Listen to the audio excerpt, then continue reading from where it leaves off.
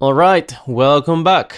In this episode, I am diving into how I added music to the first video, the approach I took, how I picked the track, and how I mixed it in with the voiceover. It's a simple step, but it really sets the tone of the video and makes everything feel more intentional.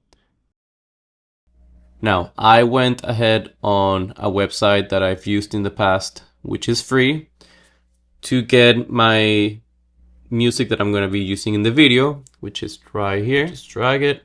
I'm going to drop it. And just to do a little preface of this, the website is called Pixabay, and it's just a free resource to find different music, pictures, videos, sound effects. They do have their own licensing thing going on. You gotta figure out what you can use and how you use them. But what's good about it is that you don't need a subscription to it, like Epidemic Sounds, which, yeah, that can be quite pricey. So Pixabay is something that I can definitely recommend for anyone starting out. The track that I picked. So let's go. And this is my channel, Alejandro Films. If you're into film, which cool, I like it. It's vibey. I think it goes with what I want to have in the background. You gotta push it into the background. So I'm gonna move the volume down. Here, I've been feeling drawn to film and photography, and slowly began shifting my focus in that direction. I've been learning everything as I go. Camera settings, client work, editing, software, gear, all of it. And honestly, it's been a mix of fun and frustration. That said, I've been pretty lucky. I've had people mentoring me along the way, sharing advice, and helping me grow faster than I would have on my own. Okay, something important to know when I was talking about the EQing of the voice is that at the end of the day, we want to take into account all the sounds involved in it. That means, yes, the voice, but also the music.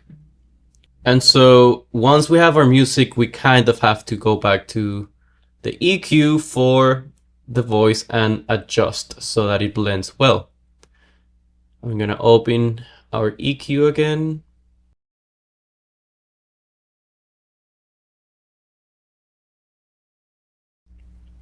This slider right here, the 16K, it's something that we can use for adding a little bit of quality to the microphone, especially if you are not using a professional microphone. Boosting this up a little bit will help you get the clarity out. Also, around these three, depending on the range of your voice, these are the ones that you're gonna want to move to get certain qualities of the voice.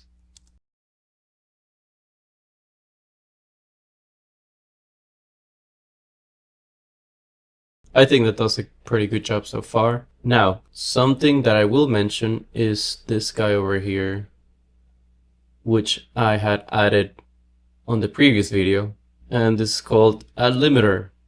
And what it does is it limits the volume of the sound source. In this case, you want to mess around with this one, which is when you get to this point, it means that the sound's not gonna sound any louder than that. So if your sound source is too low, then what you're gonna wanna do is push this guy up, and this is gonna, again, limit the amount of volume or loudness that you're going to be getting out of it. Now, you can't just go crazy and push this up all the way and get this all the way down because, well, actually, I would invite you to do it so you can make the mistake once and realize that you should never do that again. It's going to sound like trash. I promise. Anyone watching can pick up something too. This channel is basically documenting the whole process. You'll see behind the scenes stuff, lessons that I pick along the way, and things I wish I knew. That definitely helps in getting the voice, which at the end of the day is the message that you want to give across, be more prominent. Now going back to the music.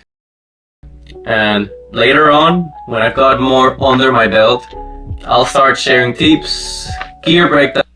This can be done depending on the track that you're using or the situation, but just like we said, that these are the frequencies that the voice is most prominent in. You can totally just put them down so you create space for your voice.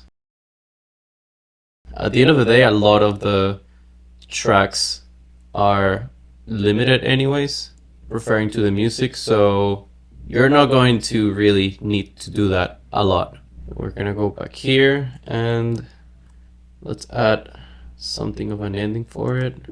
I will see you on the next one.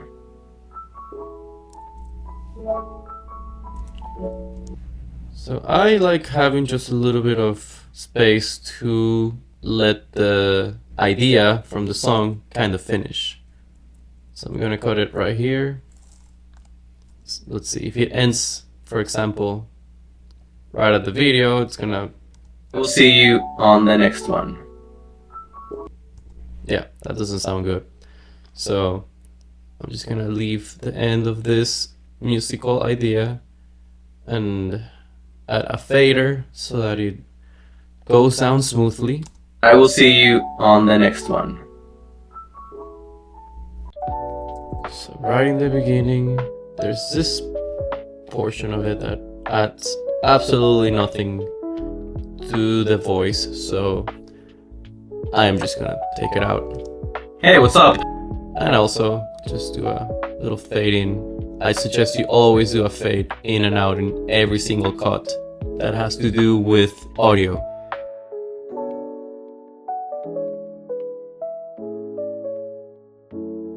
And that wraps up the music side of things. In the next part, I'll go over those final visual touches, floating titles, generators, and how I get the video ready for upload. Thanks for watching and see you on the next one. Bye.